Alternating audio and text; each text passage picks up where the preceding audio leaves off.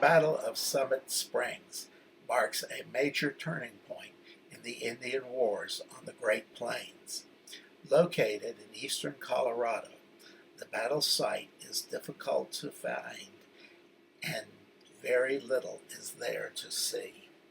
On July 11, 1869, the last battle of the Indian Wars in Colorado was fought. The historical marker commemorating this battle is located on Colorado Highway 63, but it is not the actual site of the battle.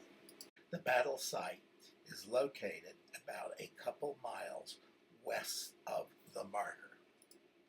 Since the massacre at Sand Creek, bands of Arapaho, Cheyenne, and Sioux warriors had been raiding along the Platte Rivers and into central Kansas.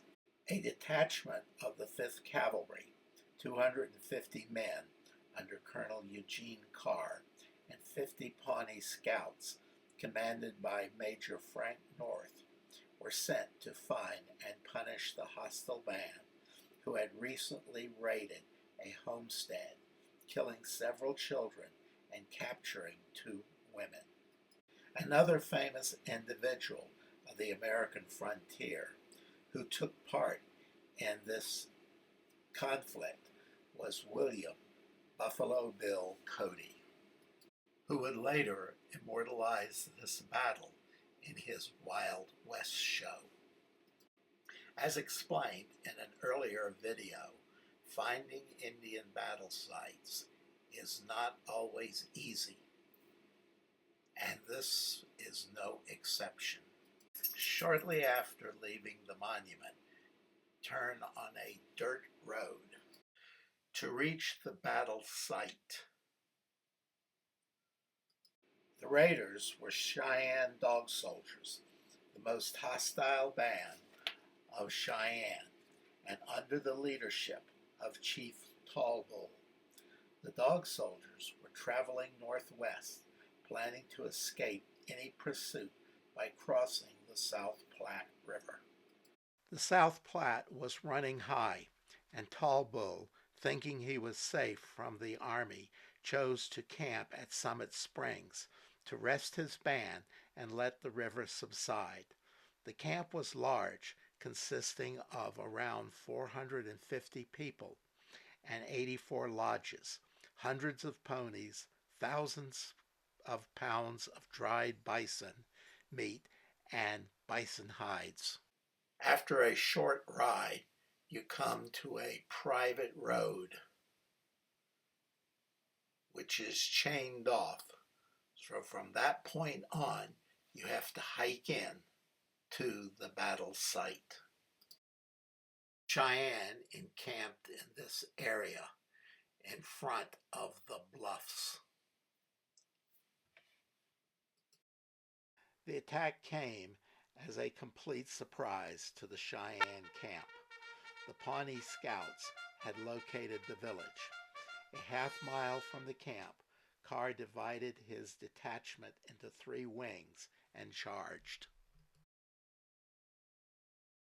A teenage boy was herding the ponies and saw the attacking force.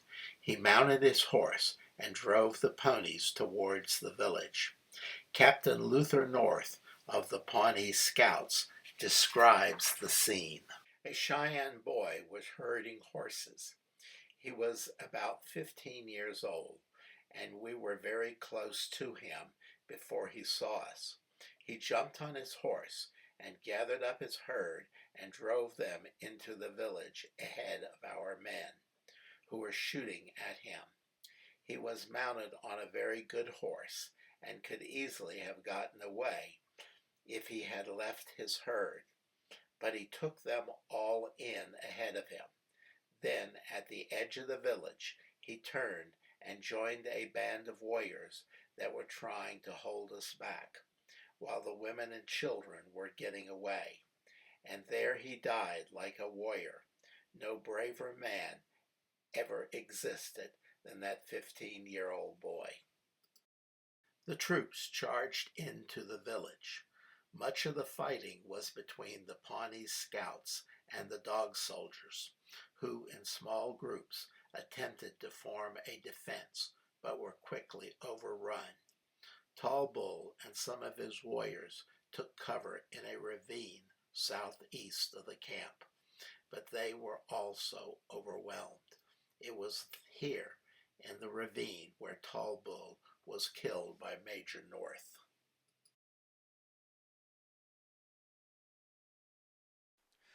Buffalo Bill was later given credit for killing Tall Bull. Who actually killed him still remains a mystery. Following the battle, Carr burned the Cheyenne lodges and supplies, as well as capturing the pony herd.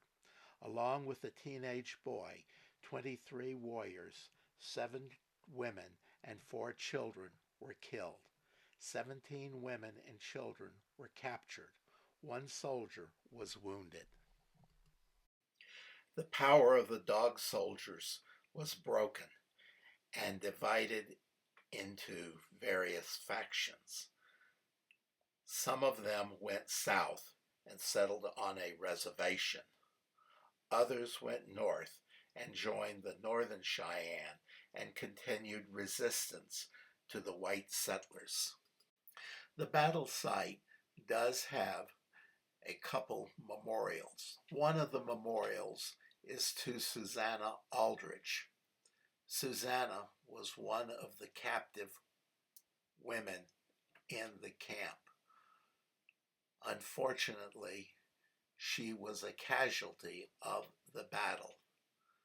The other captive, Maria Winchell, was wounded but did recover.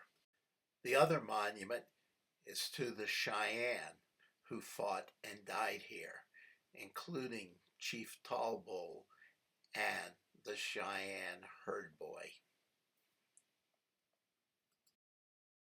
Thank you for watching and supporting this channel. It's greatly appreciated. If you enjoy this content, please hit the like button, subscribe, and comment.